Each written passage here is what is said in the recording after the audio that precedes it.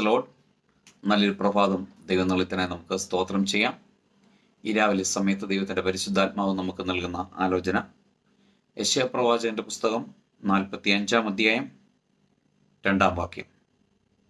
The book of യെശയ്യാ chapter 45 words 2.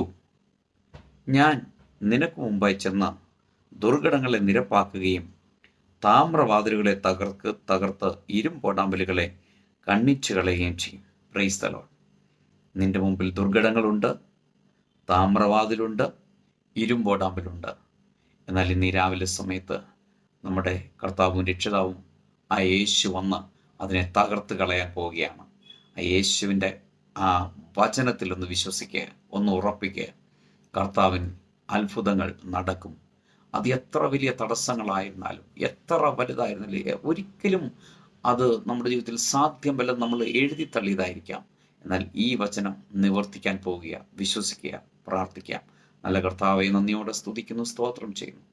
ഈ രാവിലെ സമയത്തിനെ കേൾക്കുന്ന എല്ലാ പ്രിയപ്പെട്ടവരെയും ഈ തിരുവെഴുത്ത് പ്രകാരം പിതാവിൻ്റെയും പുത്രൻ്റെയും പരിശുദ്ധാത്മാവിൻ്റെയും നാമത്തിൽ അനുഗ്രഹിച്ച് പ്രാർത്ഥിക്കുന്നു. പ്രാർത്ഥന ഘടനായി സ്തോത്രം. യേശുവിൻ്റെ നാമത്തിൽ പിതാവേ, ആമേൻ.